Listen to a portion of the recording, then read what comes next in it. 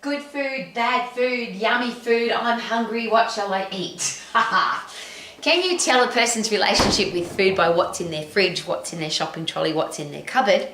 Have you ever judged somebody by what's in their shopping trolley, in their fridge or in their cupboard? And more importantly, what do you need to eat to give you mental and physical health, not just physical health?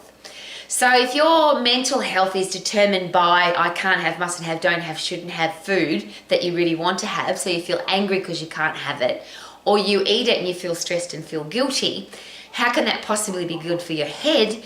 And if your food's not helping your head feel good, your brain is under stress, your body is under stress and guilt and anger because you can't have, or you ate and you feel stressed, what does that do to your overall health? And I think they're really important questions, because there's a thing called an eating disorder, and counsellors and psychiatrists and psychologists and doctors around the world right now are dealing with people who have a horrible relationship with food. Some people don't want to eat any food at all, anorexics.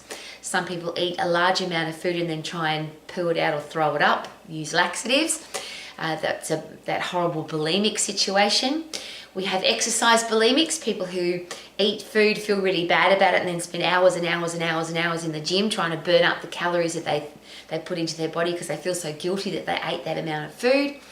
And then what about obesity, where it seems that food is controlling your life? You don't care if you're unhealthy, you just keep eating food, eating food, eating food, eating food. Is that because you're hungry? Probably not. Is that because it's yummy? Probably not. The human body doesn't need that much food. So there's something physically or emotionally or mentally wrong with what's going on with the body that you would want to eat so much food that it makes you sick. I've dealt with this all of my professional career. I've worked with all of the range of eating disorders, and it comes in an interesting scale. It's called the emotional eating scale. If you are 0 on the scale, it means you have no emotional relationship with food at all. You just eat when you're hungry, you stop eating when you're full. You eat the things that you like, you don't eat the things that you don't like, and you never feel guilty at all about anything that you eat. That's 0.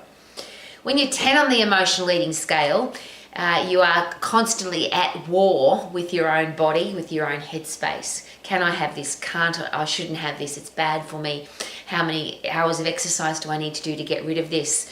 I shouldn't eat this, but I want to have it. And there's a constant battle, war, for some people, a nuclear war on what they can and can't eat. And to me, none of that sounds like very good fun. I don't want to live my life like that. How about you? So how do we make sure, and it's difficult, and I think almost impossible, and I don't like to use that word, but I've worked with so many people that have a horrible relationship with food or a horrible relationship with themselves, and they take it out with the way they eat food, and their life is miserable. I'm not sure that I can change that. I'm not sure it can be changed. The example or the analogy that was shared with me by one of my clients is it's like being an alcoholic. But when you're an alcoholic and you stop drinking, or you don't ever stop being an alcoholic, you just stop drinking. It doesn't mean that you don't want to drink, you just don't, because you can't stop if you start. Well, the challenge with food, of course, is you have to eat food. So you can say, I'm not going to eat chocolate anymore, or I'm not going to eat lollies anymore, or I'm not going to eat takeaway food anymore, but you have to eat food.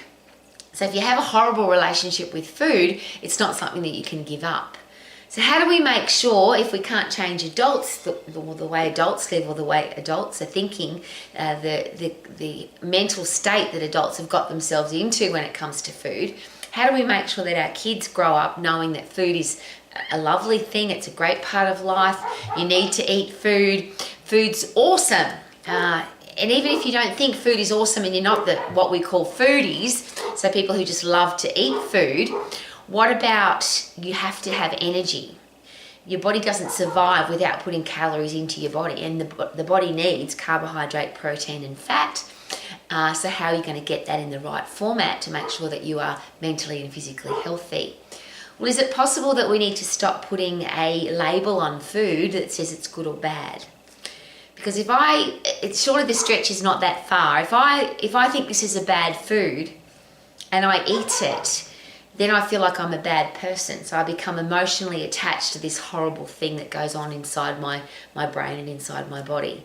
And the emotion of food is where the challenges come from, because the people that are at 0 on the emotional eating scale, the people that have no emotion attached to food, eat when you're hungry, stop eating when you're full, eat the foods that you love, don't eat the foods that you don't like, that's a really nice place to live. How does that sound? Versus if you're at 10 on the emotional eating scale, where you're constantly warring with yourself and everything that you eat. So every time you sit down to eat, you're having a fight in your own head about whether or not you should eat this thing.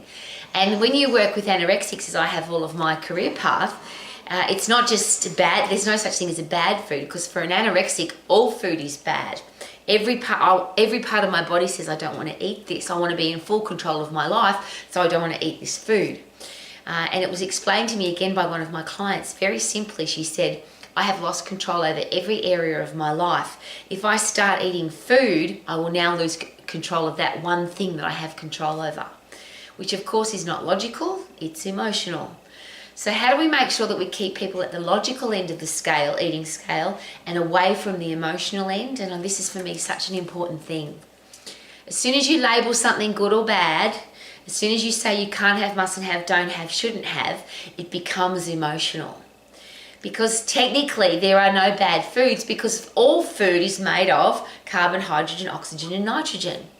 All food, whether it's a lolly or an apple or a piece of meat or some cereal or some pasta or a piece of broccoli, they're all made of carbon, hydrogen, oxygen, and if it's an animal product, it also has nitrogen, protein. So why do we put a label on it? Why not just eat when you're hungry and stop eating when you're full? Why not eat the foods that you love, and why would you ever waste calories on foods that you don't like? Those are questions that I'm always asking. But how do you get your headspace there where you are logical? And of course, the only way to do that is to have a healthy brain. And the only way to have a healthy brain is to have a healthy body, because your brain lives inside your body. So is it possible that all of that can be sorted by being really fit and being really strong physically and mentally? Not fanatically fit or fanatically strong, not exercising for hours and hours. I'm talking about the physical response inside your brain when you get really fit and you get really strong. So when you get puffed, when you lift heavy, when your body's as fittest and strongest as it can possibly be, 100% effort to get 100% result. Now you've got a brain that's healthy.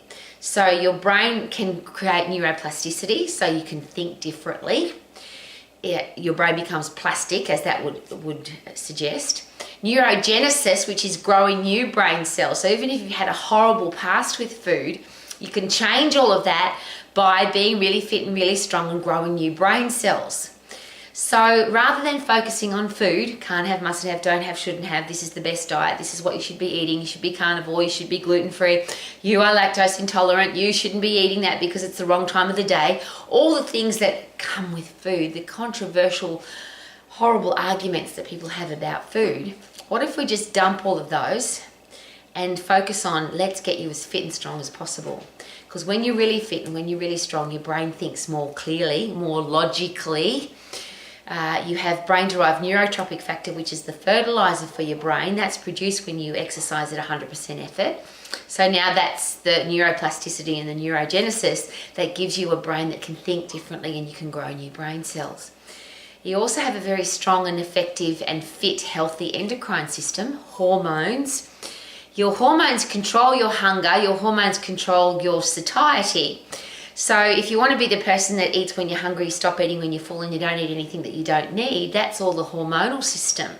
So if you're really fit and really strong, so your endocrine system is fit and strong, your body will actually tell you, your hormonal system will say, eat because you're hungry. Stop eating, you're full, you don't need any more food, you're full. Don't eat that, your body doesn't need it at the moment. Go to sleep because you're tired, drink because you're thirsty. That's all controlled by hormones. But if you are not healthy, you're not fit, you're not strong, your endocrine system, your hormonal system is screwed up as well, then you start eating for emotional reasons rather than logical ones. And when you eat emotionally, you eat too much. You don't eat because you're hungry anymore, you eat because you're angry, or you're upset, or you are emotional. Having worked with literally thousands of people that have a horrible relationship with food, which then translates into a horrible life, because you have to eat. Even if you don't want to, the body has to take in food. So if you have a horrible relationship with food, you end up having a horrible life. And can you imagine, you might not know what this is like, but can you imagine what it would be like that every time you sit down to eat food, every time you think about eating food, every time you think about going to a place that has food, you start having an argument with yourself. I can't go there because the wrong kind of food will be there. I want to have this, but I can't have it. This is bad food. It's going to make me fat. How many hours of exercise will I have to do to burn this off? This is a horrible way to live. I wish this for everybody. Love your food. Be excited that your food can give you energy. Eat when you're hungry. Stop eating when you're full. Eat all the foods that you love without guilt and stress, and don't waste calories on food that you don't like. The only way to do that is to have a really fit, strong body and a really fit, strong brain, a really fit, strong hormonal system, and that is very simple. Get puffed to get fit, lift heavy to be strong, and do it safely so you don't get injured, and then it all works together. So you can live your life to the max. And open up your fridge, and whatever's in there, you can eat it, because you wouldn't have anything in your fridge that you don't like, and you would never feel guilty about the foods that you love. How good's that? Woohoo! Live your life to the max, yeah.